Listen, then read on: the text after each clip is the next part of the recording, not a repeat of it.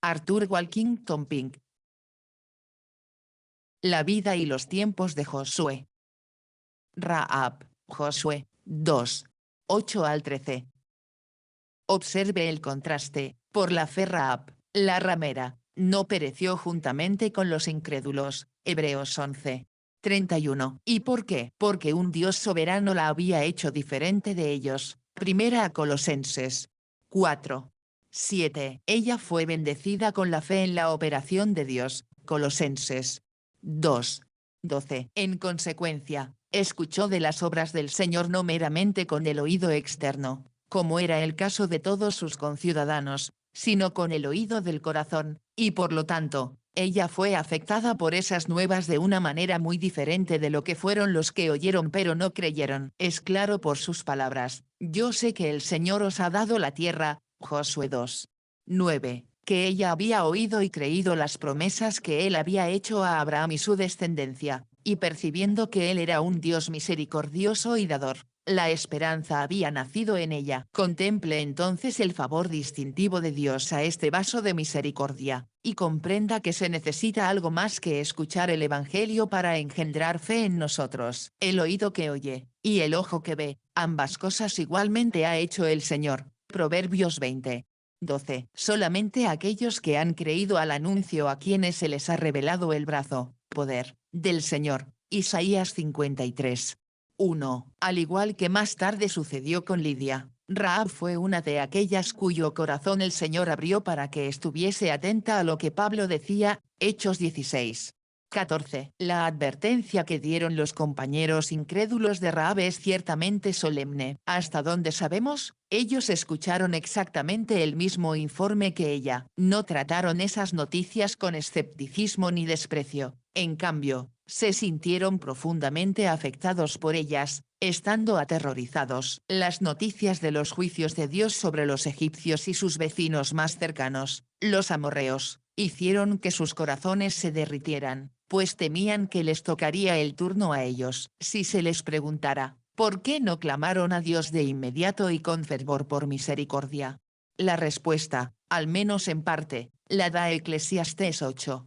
11. Por cuanto no se ejecuta luego sentencia sobre la mala obra, el corazón de los hijos de los hombres está dispuesto en ellos a hacer el mal. Se dio tiempo para el arrepentimiento, pero no se arrepintieron. Se concedió un respiro adicional durante los 6 días que las huestes de Israel marcharon alrededor de Jericó, pero cuando nada sucedió y esas huestes regresaron a su campamento, sus habitantes continuaron endureciendo sus corazones. Así sucede con la mayoría de nuestros semejantes hoy, incluso de aquellos que están temporalmente alarmados bajo el fiel ministerio de los siervos de Dios. Las obras del temor natural y los remordimientos de una conciencia inquieta pronto se calman. Al no tener raíz espiritual, no perduran. Solo uno en toda esa ciudad quedó divinamente impresionado por el relato que se había recibido de la obra del Señor al derrocar a los malvados. Mi lector, las ovejas de Dios siempre han sido pocas en número, aunque por lo general se han mezclado con ellas muchas cabras, de modo que a la distancia y a una mirada superficial, parece como si el rebaño fuera de un tamaño considerable. No solo pocas en número, sino frecuentemente aisladas unas de otras, una aquí y otra allá, porque los hijos de Dios están dispersos. Juan 11. 52. La experiencia de David estuvo muy lejos de ser única cuando exclamó, soy como un pelícano del desierto, soy como la lechuza de la soledad, velo, y soy como un gorrión solitario sobre el tejado. Salmo 102. 6 al 7. Los pensamientos y caminos de Dios no son como los nuestros, siendo infinitamente más sabios y mejores, aunque solo el ojo ungido puede percibir eso. No solo se muestra más llamativamente su poder protector y se glorifica al preservar a una oveja solitaria en medio de cabras y lobos, sino que ese creyente solitario es arrojado aún más hacia él. Es precisamente esta soledad del santo la que sirve para poner de manifiesto la legitimidad de su fe. No hay nada extraordinario en que uno crea lo que creen todos sus asociados, pero tener fe cuando está rodeado de escépticos es algo digno de mención. Estar solo, ser el campeón solitario de una causa justa, cuando todos los demás están unidos al mal, es algo poco común. Sin embargo, Así era Rahab. No había nadie en Jericó con quien pudiera tener comunión. Nadie allí para alentar su corazón y fortalecer sus manos con su consejo y ejemplo piadosos, una oportunidad más para que ella probara la suficiencia de la gracia divina. Examine lentamente la lista presentada en Hebreos 11, y luego recuerde las circunstancias registradas de cada uno. Con quien tuvieron comunión espiritual Abel, Enoc y Noé. ¿De qué hermanos recibieron José, Moisés y Gedeón alguna ayuda a lo largo del camino? ¿Quiénes fueron los que alentaron y animaron a Elías, Daniel y Nehemías? Entonces, ¿no te parece extraño que te llamen a caminar casi, si no completamente, solo, y que apenas encuentres a alguien que piense como tú o que sea capaz de llevarte a lo largo del camino? Durante los últimos 6 años, esta revista fue enviada a un buen número de personas en las diferentes fuerzas de combate, y sin una sola excepción, nos informaron que estaban en circunstancias similares a las de Rahab. Algunos estaban con los británicos, algunos con los coloniales, algunos con los estadounidenses, algunos estaban en la marina, otros en el ejército y la fuerza aérea, pero todos informaron lo mismo, totalmente aislados del contacto con sus hermanos cristianos. Los estudios fueron enviados a hombres tanto de la Marina Real como de la Marina Mercante, y fueron profundamente apreciados por ellos, pero en cada caso,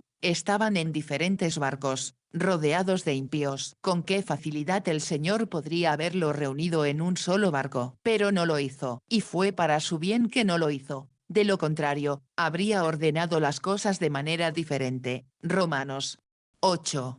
28. La fe debe ser puesta a prueba para demostrar su valor. No es una planta de invernadero que se marchita y se seca al primer contacto con la escarcha. No, es resistente y robusta, y lejos de que los vientos y la lluvia la hagan pedazos, son solo ocasiones para que se arraigue más profundamente y se haga más vigorosa. El aislamiento de Rahab se hace evidente en esa expresión suya. Yo sé que vuestro terror ha caído sobre nosotros. Josué 2.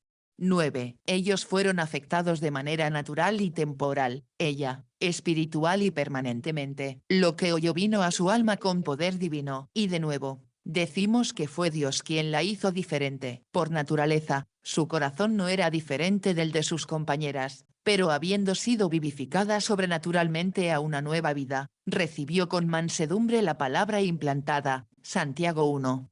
21. No es de todos la fe. Segunda a Tesalonicenses 3.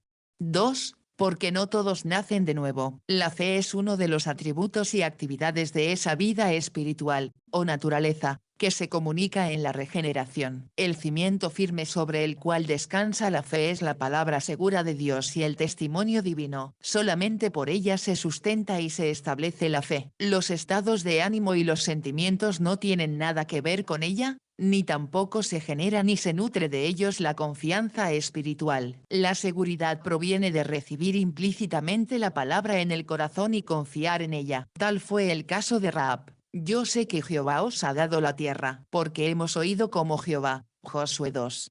9 al 10, etc. Ella recibió esas noticias, no como palabra de hombres, sino como es en verdad, la palabra de Dios. Primera a Tesalonicenses 2.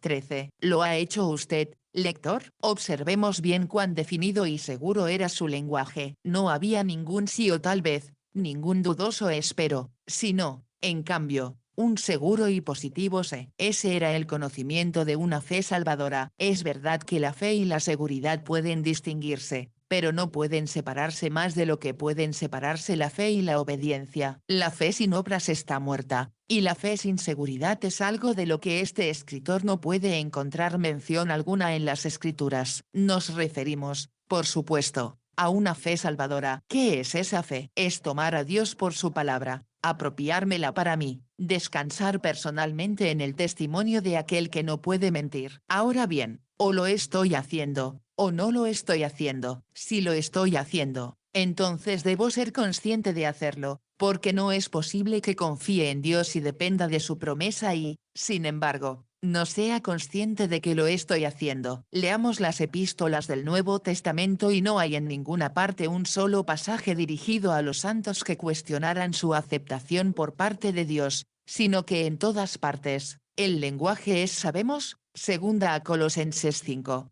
1. Gálatas 4. 9. Efesios 6. 9. La fe de Rahab no solo estuvo acompañada de confianza, sino que reguló sus acciones. La fe de los elegidos de Dios es un principio vivo y enérgico, que actúa por el amor. Gálatas 5. 6. Y produce fruto para la gloria de Dios. En eso, difiere radicalmente de esa fe nominal e inoperante de los profesantes superficiales, que no va más allá de un mero asentimiento mental al Evangelio, y termina en palabras hermosas pero vacías. Esa fe que no está acompañada por un andar obediente y no abunda en buenas obras está muerta, estando sola. Santiago 2. 17. Muy diferente era la fe de Rahab. De ella leemos: asimismo también Rahab la ramera, no fue justificada por obras, cuando recibió a los mensajeros y los envió por otro camino. Santiago 2.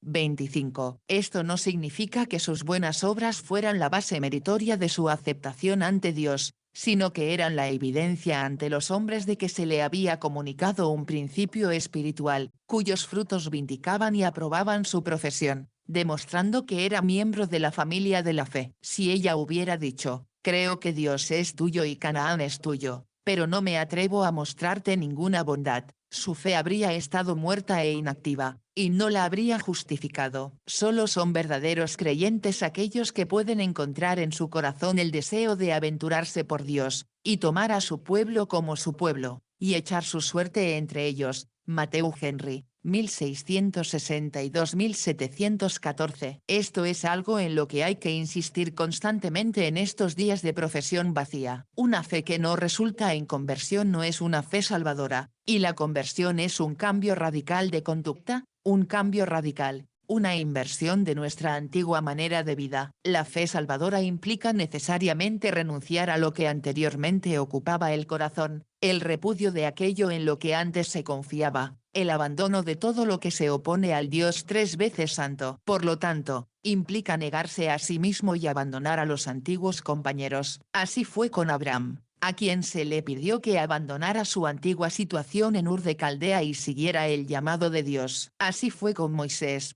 quien rehusó ser llamado, por más tiempo, hijo de la hija de Faraón, escogiendo antes ser maltratado con el pueblo de Dios, que gozar de los deleites temporales del pecado, teniendo por mayores riquezas el vituperio de Cristo que los tesoros de los egipcios. Hebreos 11.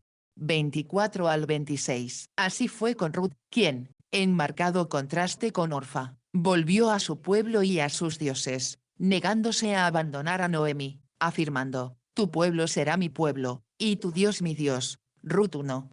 15 al 16. Y así fue con Rahab, una fe que no renuncia a nada y produce una ruptura con las asociaciones anteriores no vale nada. Sí, la fe de Rahab fue una fe abnegada, y nada menos que eso es lo que el Evangelio requiere de todos a quienes se dirige. Dijo el Señor Jesús: si alguno quiere venir en pos de mí, niéguese a sí mismo, y tome su cruz, y sígame. Marcos 8. 34. Y otra vez: y el que no lleva su cruz y viene en pos de mí, no puede ser mi discípulo. Lucas 14. 27. Querido amigo, puedes profesar creer en Juan 3. 16, pero permítenos preguntarte: ¿crees tú también, realmente, en Lucas 14. 27? Sé honesto contigo mismo, ¿tu caminar diario proporciona prueba de que lo haces? La fe abnegada de Rahab se mostró en su preferencia por la voluntad de Dios a la seguridad de su país, y en proteger a esos dos espías antes que agradar a sus conciudadanos. Aún más conspicuamente se mostró en el hecho de arriesgar su propia vida, en lugar de traicionar a los mensajeros de Josué, quienes eran los adoradores del Dios verdadero. Su fe en Dios y su amor por su pueblo la hicieron despreciar cualquier burla a la que pudiera estar sujeta y los peligros que la amenazaban. Una fe salvadora está lista siempre que Dios nos pida que nos desprendamos de todo lo que consideramos cercano y querido en este mundo. Los actos de obediencia abnegada son la mejor y más segura evidencia de una fe espiritual real. Desde el punto de vista de las consideraciones naturales y temporales, la fe de Rahab le costó algo. La indujo a renunciar a todos sus intereses entre los devotos cananeos, es decir, condenados a la destrucción, a arriesgar su vida y exponerse al peligro inminente de las torturas más crueles al expresar su amor por el pueblo de Dios. Tal es el poder milagroso del Espíritu en un alma humana, produciendo aquello que es contrario a la naturaleza humana caída, haciendo que actúe con nuevos principios y motivos, haciendo que prefiera los sufrimientos por amor a Cristo y soporte las aflicciones uniéndose a su pueblo, antes que seguir buscando las vanidades de este mundo. Tal fue la transformación obrada en Saulo de Tarso, quien no solo soportó con fortaleza las persecuciones que trajo consigo la fe en Cristo, sino que se regocijó de ser considerado digno de sufrir por su causa. Tal ha sido también el fruto bendito que ha dado la fe de muchos judíos convertidos desde entonces, y también de muchos gentiles, especialmente los de países papistas y paganos, como lo testifican abundantemente los registros misioneros. Y tal es en cierta medida el caso de cada alma convertida al recibir a los espías en paz. Hebreos 11. 31. Rahab manifestó que tenía un corazón para el pueblo de Dios y estaba dispuesta a hacer todo lo que estuviera en su poder para ayudarlos. Esa breve cláusula resume todo lo que se revela en Josué 2 de su conducta bondadosa hacia los dos israelitas. Ella los recibió en su casa, los entabló en una conversación espiritual, hizo provisión para su seguridad y se negó a traicionarlos. Toda su conducta manifestó un temor reverencial del Señor, una creencia completa en su palabra, un deseo y esperanza de su favor, un afecto por su pueblo y una disposición a abandonar, aventurarse y sufrir cualquier cosa por su causa. Creemos que hay una referencia latente a su bondad, así como a la de Abraham, en Hebreos 13, porque la palabra traducida como mensajeros en Santiago 2. 25 es la que se traduce como ángeles en Hebreos 13. 1 al 3. Permanezca el amor fraternal. No os olvidéis de la hospitalidad a los extranjeros, porque por ella algunos, sin saberlo, hospedaron ángeles. Acordaos de los presos, como si estuvieseis presos con ellos. Ay, que hoy en día tantos, en lugar de hacerlo, estén casi dispuestos a despedazarse unos a otros por cualquier diferencia de opinión. Sin embargo, como vimos en el último artículo, la fe de Rahab, como la nuestra, no estaba libre de defectos, pues sus falsedades procedían de alguien que no confiaba plenamente en Dios. Esto ilustra, de manera general, el hecho humillante de que en nuestras mejores acciones hay una mezcla de fragilidad y necedad, pero cabe señalar que en este asunto, su conducta está lejos de ser registrada como una excusa para que nos escondamos detrás de ella, más bien, está registrada como una advertencia solemne, y también para enseñarnos que la fe en sus comienzos tiene muchas imperfecciones. Dios soporta mucha debilidad, especialmente en los corderos de su rebaño. Los que tienen fe no siempre actúan con fe, pero a menudo hay mucho de la carne mezclado con lo que es del espíritu. Nuestro caso y situación son muy diferentes a los de esta joven convertida del paganismo. El editor del comentario del Antiguo Testamento de M. Henry señaló con razón, sus opiniones sobre la ley deben haber sido extremadamente oscuras y limitadas, una falsedad similar dicha por quienes disfrutan de la luz del Apocalipsis, por loable que sea el motivo, por supuesto merecería una censura mucho más severa. Y ella dijo a los hombres, yo sé que Jehová os ha dado la tierra, y que vuestro terror ha caído sobre nosotros, y que todos los habitantes de la tierra desmayan a causa de vosotros. Porque Jehová vuestro Dios es Dios arriba en los cielos y abajo en la tierra. Josué 2. 9. 11. Aquí la encontramos haciendo una confesión abierta de lo que el Espíritu Santo había obrado secretamente en su corazón. Ella reconoció que Jehová era el Dios verdadero, que Israel era el pueblo que él había amado y poseído, y esperaba un lugar entre ellos. Nada menos se requiere del pecador creyente hoy, que si confesares con tu boca que Jesús es el Señor, y creyeres en tu corazón que Dios le levantó de los muertos, serás salvo. Romanos 10. 9. El Señor no reconocerá a ningún discípulo cobarde y secreto. A cualquiera, pues, que me confiese delante de los hombres, yo también le confesaré delante de mi Padre que está en los cielos. Y a cualquiera que me niegue delante de los hombres, yo también le negaré delante de mi Padre que está en los cielos. Mateo 10. 32 al 33. José no se avergonzó de confesar a su Dios en Egipto, ni Daniel en Babilonia. Y cuando Pablo se puso de pie en medio de la tripulación y los soldados idólatras del barco y contó el mensaje tranquilizador que había recibido del ángel de Dios, añadió, de quién soy y a quién sirvo. Hechos 27. 23. Entonces, sin importar dónde estemos, no tengamos miedo de mostrar nuestros colores y dar a conocer bajo qué estandarte servimos. Ahora pues, os ruego que me juréis por Jehová, que como he hecho misericordia con vosotros, también vosotros haréis misericordia con la casa de mi padre, de lo cual me daréis una señal segura, que salvaréis la vida a mi padre, a mi madre, a mis hermanos y a mis hermanas, y a todo lo que tienen, y que libraréis nuestras vidas de la muerte. Josué 2. 12 al 13. Algunos corazones contraídos, en los que parece haberse coagulado la misma leche de la bondad humana, considerarían esta solicitud de Rahab como sumamente presuntuosa. Personalmente, creemos que su alma estaba tan rebosante de gratitud hacia el Señor por haber salvado a tan desdichada abandonada, que su fe percibió ahora algo de la infinitud de la misericordia divina, y creyó que un Dios así estaría dispuesto a mostrar gracia a toda su familia, y ella no quedó defraudada. Además, como bien señaló M. Henry, los que muestran misericordia pueden esperar recibir misericordia. Así, Dios prometió a Ebed-Melech, en recompensa por su bondad hacia el profeta, que en los peores momentos, su vida será para presa. Jeremías 39. 18. Que esta petición de Rahab era algo más que una expresión de la ternura de la naturaleza es evidente por todo su tenor. Que era el lenguaje de la fe se desprende de su seguridad de que, sin ninguna duda, Canaán iba a caer delante de Israel. Júrame por Jehová, Josué 2. 12. Indica la inteligencia de su fe, un juramento solemne cerraría el asunto. Al pedir una señal verdadera, ¿pidió alguna garantía de liberación? La palabra aparece por primera vez en Génesis 9.